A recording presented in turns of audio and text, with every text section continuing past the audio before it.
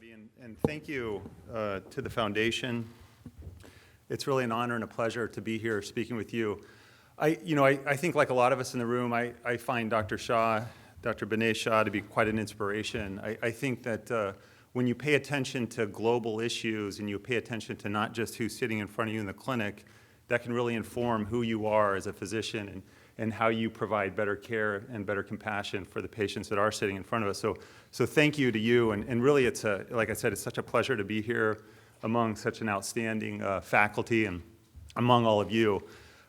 Just because it's the morning and I want to try to get people to think and raise your hands, here's a question that doesn't have a right answer. So you can raise your hand and not feel foolish. When you think about the information doubling time, so let's talk about just clinical information doubling time.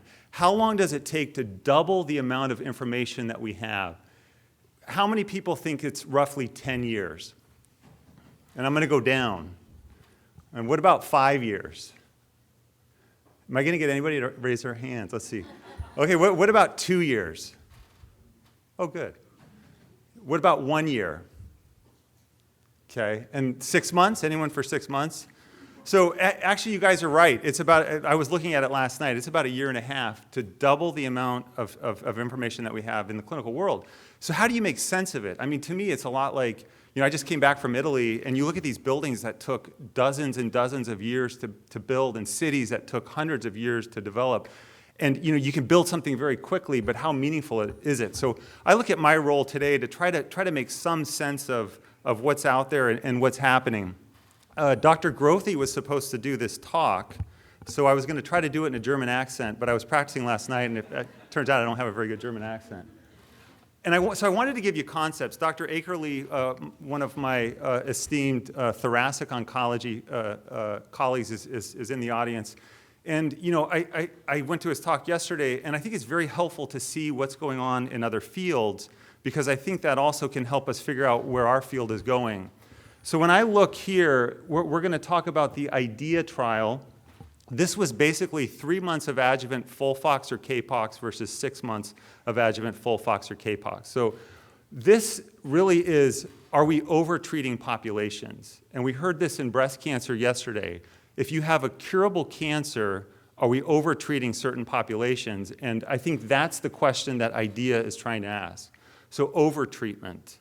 Right? This has been, I think, Hodgkin's lymphoma. When I look at Hodgkin's lymphoma, I haven't done Hodgkin's lymphoma in a long time, but I looked at, I think there was 20 years of Hodgkin's lymphoma, and how do we decrease the toxicity?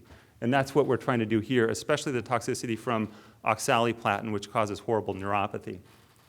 Sidedness. So most of you in the room probably know right-sided colon cancer that's metastatic is very different from left-sided colon cancer that's metastatic. This is different from lung. You don't, Dr. Akerley doesn't go, oh, you have a right-sided lung, I'm going to treat you totally differently. We do treat differently, and I think we should be treating differently. So this is really under-treatment. Are we under-treating right-sided colon cancer? That's metastatic again.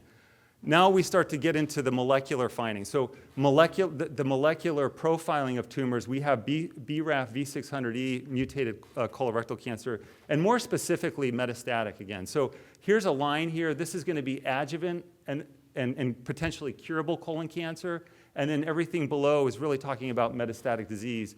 Lastly, it's immunotherapy. I don't think you can do an update without talking about immunotherapy in some context, so I put that in there. So the IDEA trial. The IDEA trial had 13,000 patients. There were 6 different trials. So you're starting to look at breast cancer numbers. I mean, these are huge numbers. There was an Italian trial, there was a multi-center trial, French trial, Japanese trial, Greek trial. But I want you to see this slide because there's a difference, at least in the data, between CAPOX and FOLFOX. How many people here in colon cancer feel pretty comfortable using CAPOX? And I won't put my hand up because I really do use a lot more FOLFOX than I use CAPOX. But if you look here, some of the trials, about 50-50 in the Greek trial. In France, they predominantly use CAPOX. All the North American trials only used FOLFOX. So I think that's important in the data as we go through it here.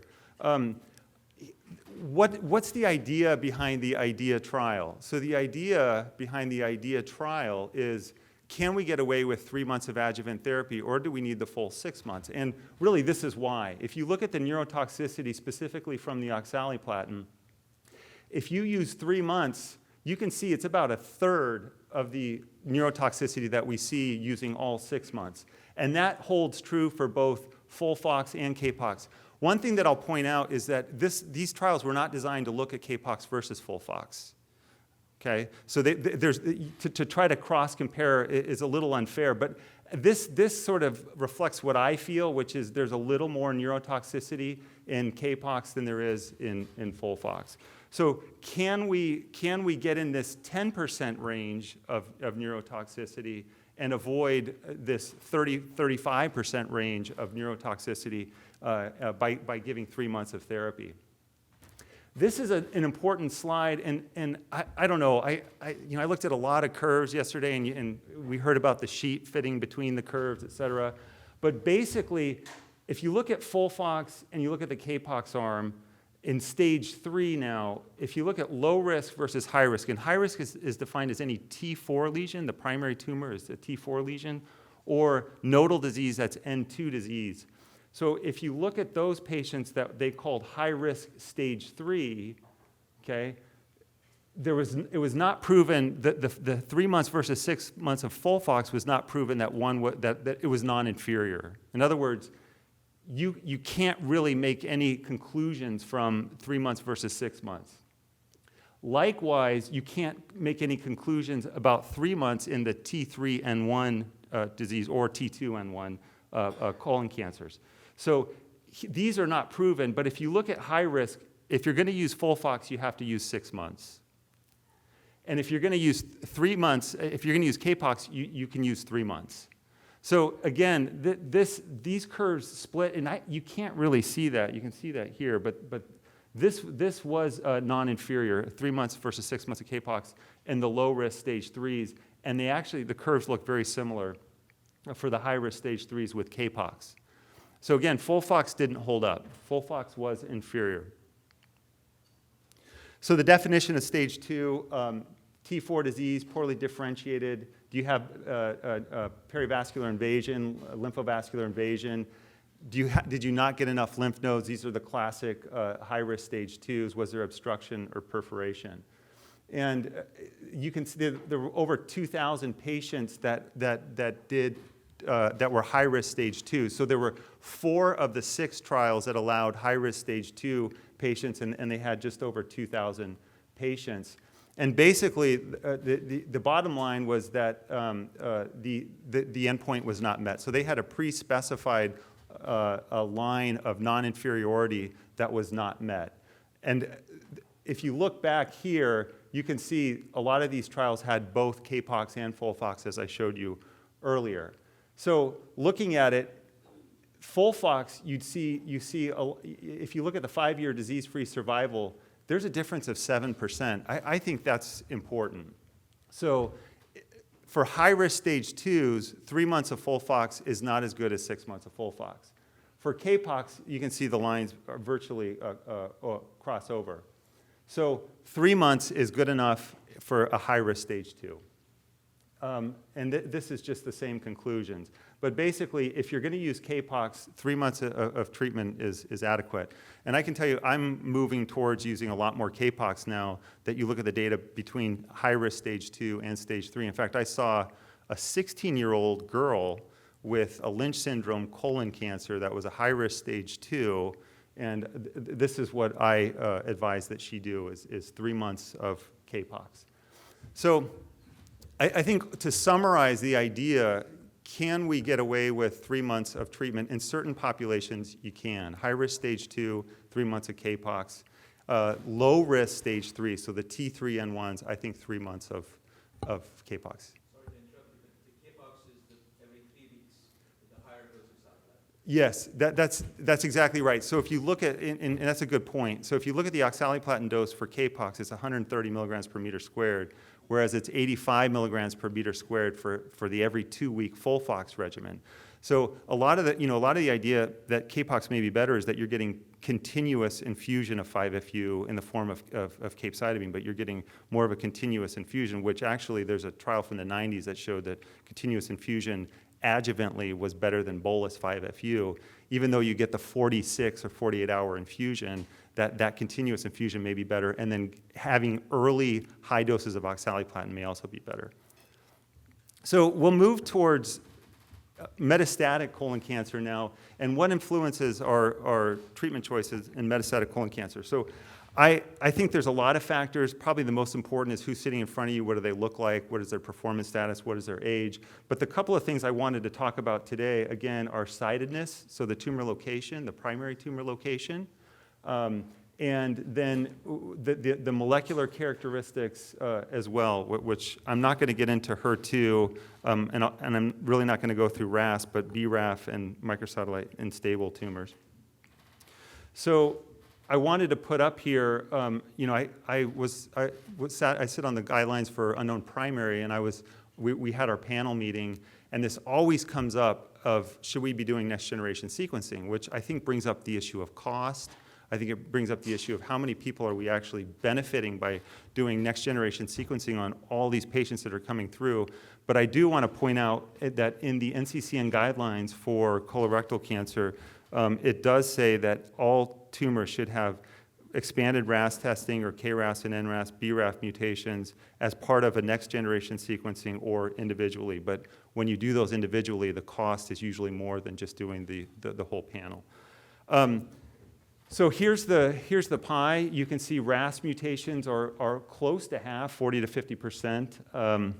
There are some gene fusions. NTRK was one thing that Axel Grothe was going to talk about. I'm not going to put it in. HER2 amplification. And you can see these are low numbers, but as they add up, they become more and more. Here's the BRAF V600E, which is 8% of patients. And remember that there's a portion of BRAF V600Es that'll be MSI high from promoter hypermethylation of MLH1. Here's some of the data. I'm going to show you 2 different trials in the data that looked at right-sided versus left-sided tumors. So the CLGB SWOG 80405 trial, this was looking at FOLFOX versus FOLFIRI frontline and then adding bevacizumab or cetuximab. All these patients were KRAS wild type. And roughly a third were right-sided and 2/3 were left-sided tumors, maybe a little more than that.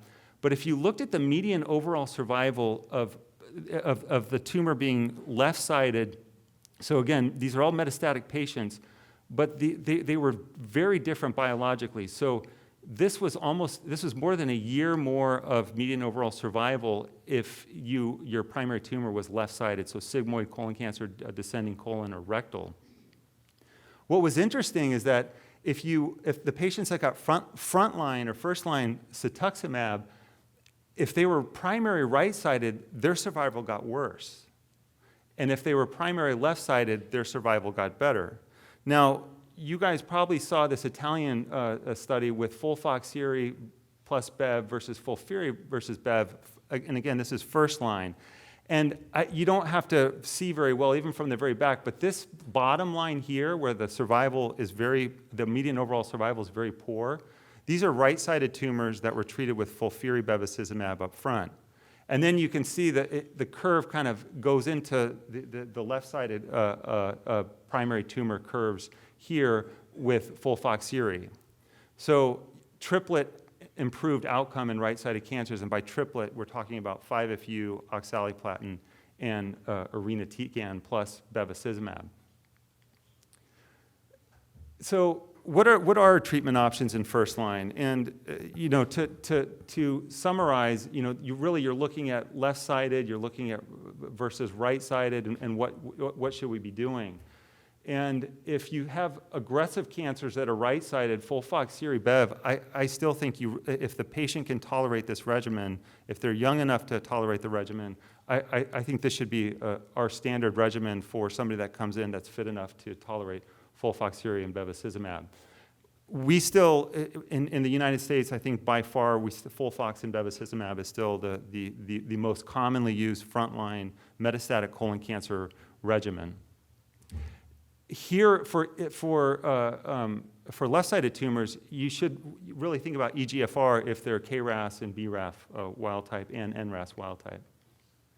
So I did want to put a slide in about conversion therapy. So these are patients that may have metastatic disease in the liver or lung that is not operable at the outset, but that may become operable with aggressive enough therapy.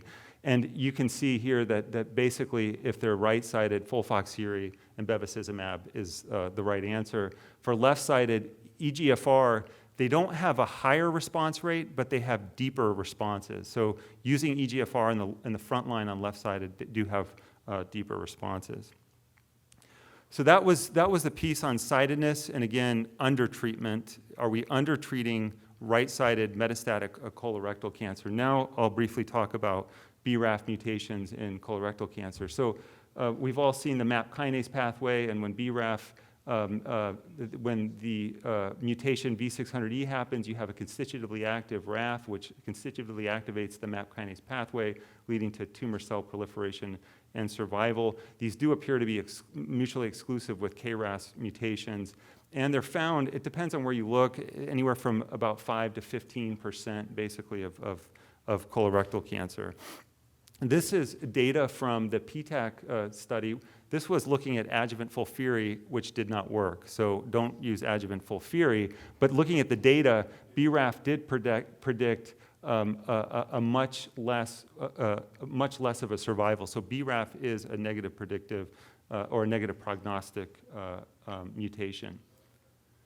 What is the rationale behind using BRAF and EGFR? So there is some idea that when you have BRAF that's constitutively activated and you block BRAF, what happens then is that you get upregulation of EGFR. And that was why, initially, remember that these are adenocarcinomas, so this is epithelial tissue. So this has EGFR on the cell surface, unlike melanoma, which does not have EGFR on the surface. So this is, when we block BRAF, we didn't see any responses in patients with colorectal cancer. So the idea here then is, can we block BRAF and EGFR and even potentially MEK? So that's triplet therapy. This would be the doublet therapy with EGFR and BRAF inhibition. So the Beacon trial, this is what Dr. Grothe felt was the most exciting thing that's happened in colorectal cancer in the last year. So the Beacon safety, the safety lead-in data came back, and it was very promising and very exciting with response rates that actually were close to what we see in first-line chemotherapy with FOLFOX or FOLFIRI. So the triplet therapy was encorafenib, binimetinib, and cetuximab. So again, you're blocking RAF, BRAF, you're blocking MEK, and you're blocking EGFR. So when you have a paradoxical upregulation of EGFR, that's inhibited as well. So there was a triplet therapy, there was doublet therapy, and then there was a chemotherapy arm as well. Initially, there were 31 dropped out because they didn't have the BRAF V600E. So they looked at 29 different patients, and the objective response rate was close to 50%. With a progression-free survival of 8 months. So here's the waterfall plot, and you see pretty good responses with triplet therapy. Here's the swimmer's plot. So you can see that the amount of time that patients spent on drug was pretty good as well. I will say, and I don't know, Dr. Lynn, if you put patients on this, but the patients that I've tried to put on this, I'm often too late, to be honest. I think these BRAFs are very aggressive, and so that brings up the question of what line should we be putting this particular therapy in, and should we be using it early? I mean, it's just like what Dr. Akerley has seen over the years in non-small cell lung cancer, where you went from using chemo and then the targeted therapies. Now, you don't even talk about chemotherapy in the first couple of lines with patients with an EGFR mutated non-small cell lung cancer. So will we see something similar in the BRAF V600E mutated colorectal cancers? Now, saying that, chemotherapy is pretty effective, FOLFOX and FOLFIRI or FOLFOXIRI. So here was a press release just from a month ago, and I think this coming week or the following week, this data is going to be presented in Barcelona. But if you look at again, the objective response rate for this phase 3 Beacon trial, the triplet therapy objective response rate was 26%, with a median overall survival of 9 months, compared to the control arm. Remember, the control arm had either irinotecan and cetuximab or FOLFIRI and cetuximab, and it was much better as far as median overall survival, which was statistically significant. Here's the doublet therapy. This eliminates the MEK inhibitor. There's a single-arm phase 2 study that hasn't been reported yet, but basically this will be reported hopefully soon as well. And the goal, the primary endpoint, will be objective response rate. So briefly about mismatch repair deficiency or microsatellite unstable, MSI high, colorectal cancer. This is about 7% of colorectal cancer. You can see you can either do IHC for MMR, so you can look at the proteins, or you can do it by PCR. Our center, we tend to use a lot more IHC for MMR testing rather than the MSI.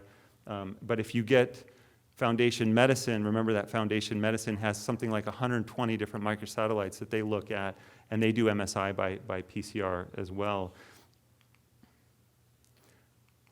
So immune checkpoint blockade for pretreated advanced MMR deficient colorectal cancer. Pemberlisb has a response rate of about 50, just over 50%, and again, this starts to rival what chemotherapy is. If you look at nivolumab, it's not quite as high. This was 31%.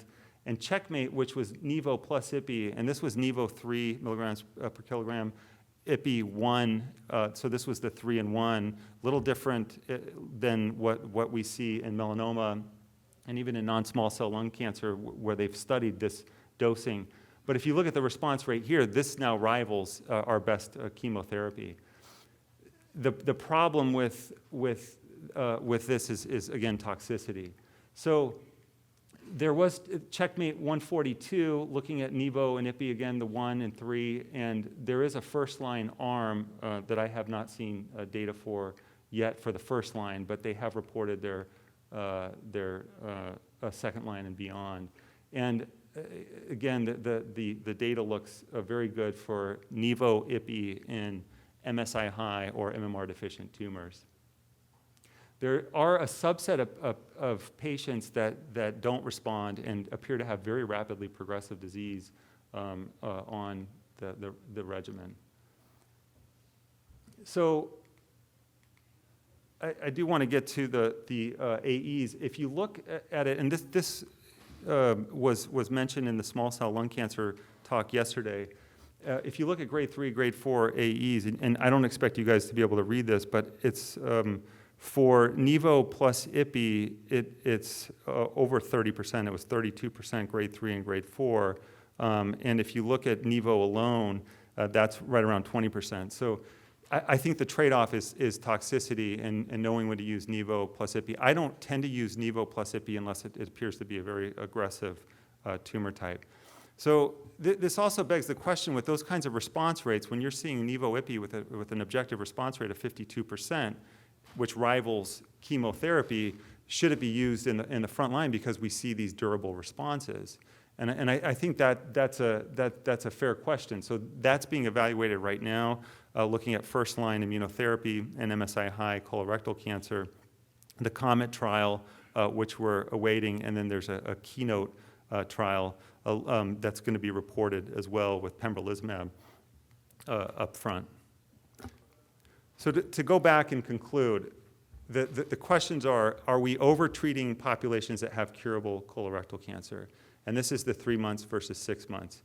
Essentially, what was reported at ASCO is that if you have a high-risk stage 2, you either use 6 months of FOLFOX or 3 months of CAPOX. And I think 3 months of CAPOX is the right answer.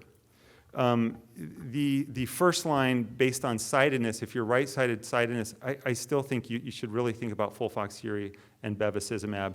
Don't use the EGFR inhibitors, at least in the first line. The ESMO guidelines still has them in the guidelines for second line and beyond if it's right-sided. But I think FOLFOXIRI should really be considered a standard right-sided if the patient can tolerate it. And then for the BRAF V600E, again, this is about 8% to 10% of colon cancer. It's both a prognostic marker and now a predictive marker for triplet therapy with EGFR, MEK, and BRAF inhibition. And also, I think you should consider FOLFIRINOX or FOLFOXIRI, that should say, in the BRAF V600E mutant patients. And then will immunotherapy for the deficient MMR, the MSIH patients, come to the first line? And I think we'll await that and hopefully be able to report that in the next year. All right, thank you so much. And I'll go ahead and